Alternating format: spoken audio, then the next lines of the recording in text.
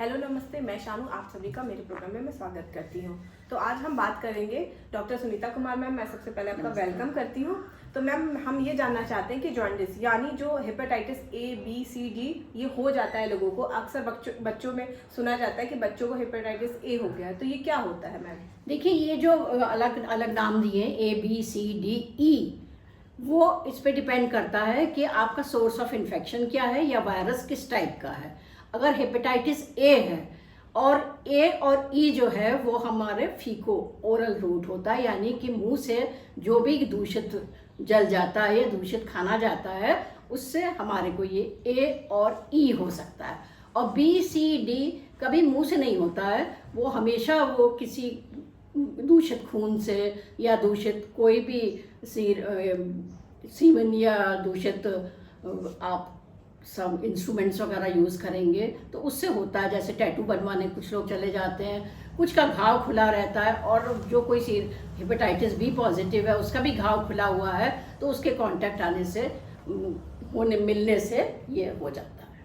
Ma'am इसके मुख्य लक्षण क्या क्या होते हैं? इसके लक्षण देखिए ऑलमोस्ट एक से ही हैं। जैसे हेपेटाइटिस ए है और बी है, तो ए में सिम्टम्स ऐसे होंगे कि जैसे फीवर आएगा, पेट में दर्द होगा और आंखों में पीलापन आएगा, पेशाब पीला होगा और ये टट्टी सफ़ेद होने लग जाएगी।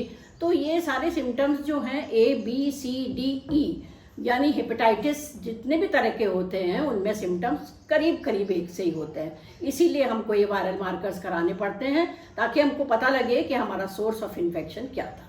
इसकी जांच भी हो सकती है? कोई जांच होती है? हाँ जी, इसकी जांच होती है। मुख्यतः जो लिवर फंक्शन टेस्ट कराते हैं हम, लिवर फंक्शन टेस्ट से पता लगता है कि सीरम बिलिरुबिन कितना है, जो कि नॉर्मली 0.2 to 0.8 रहता है। इसमें यानी वायरल हेपेटाइटिस में चाहे वो ए की वजह से हो चाहे बी की वजह से हो, तो उसमें जो है वो सीरम बिलिरुबिन बढ़ा हुआ आएगा, क्योंकि उसमें आँख पीली लगने लगती है, पेशाब पीली होती है, ये सब होता है। और मुख्यतः जो ऑर्गन इन्वॉल्व होता है वो लिवर होता है सारे तरह के जॉन्डिस में।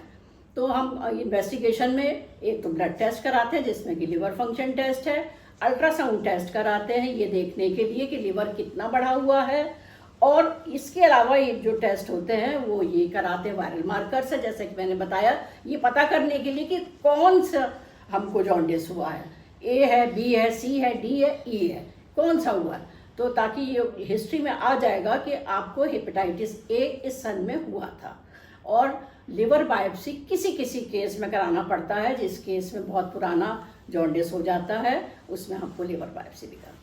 मैम ये तो हो गया जांच में, अब ट्रीटमेंट क्या हो सकता है और कॉम्प्लिकेशन भी हो सकते हैं? ट्रीटमेंट इसका यही है कि ट्रीटमेंट में आप हेपेटाइटिस ए वायरस पांचों जो है जो वो वायरस से होती हैं, और वायरस का कोई भी स्पेसिफिक दवा नहीं है एक्सेप्ट ये कि आप जॉन्डिस में आपको बच्चे को रेस्ट कराना है, और वो तो कोई भी एक्टिविटी नहीं करेगा, क्योंकि हमारी सारी जितनी प्रक्रियाएं हैं वो लिवर से होके गुजरती हैं, और सारी जितनी मेडिसिन हैं सबका मेटाबॉलिज्म लिवर के थ्रू होता है, और इसमें लिवर इफेक्ट होता है। तो अगर बच्चा रेस्ट करेगा तो 3 हफ्ते का समय अमूमन पाया गया है कि 3 हफ्ते में वो जॉन्डिस नॉर्मल आ जाती है। और लेकिन हाँ, कॉम्प्लिकेशंस में अगर 3 हफ्ते के बाद भी अगर पीलापन बना रहे, सीरम बिलिरुबिन कम ना हो, या बुखार आ जाए, या पेट में दर्द बना रहे, तो आपको किसी बाल रोग विशेषज्ञ से दिखाना पड़ता है या भर्ती होना पड़ सकता है। ठीक है मैम, फिर चलते चलते carry home message. Carry home message यही है कि आप इसका वायरस हेपेटाइटिस ए और ई जैसे मैंने बताया कि मुंह से होता है, तो आप दूषित पानी और दूषित खाना अवॉइड करें। कि मतलब आपको अगर डाउट होता है कि अगर ये खाना जो है ठीक नहीं है, ये पानी ठीक नहीं है, हमारे पीने लायक नहीं है, तो उसको ना पिए, क्योंकि उसमें हेपेटाइटिस ए का वायरस आ सकता है। और बी का वायरस जैसे मैंने बताया, टैटू बनाना है, पुरानी सिरिंजेस हैं, ब्लड है, और इस तरीके के किसी चीज़ के थ्रू ट्रांसफ़र हो सकता है।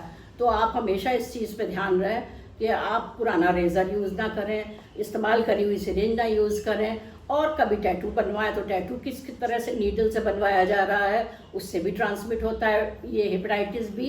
तो आप ये सब प्रिकॉशंस लेंगे तो कभी भी आपको हेपेटाइटिस बी नहीं होगा। Thank you ma'am, thank you.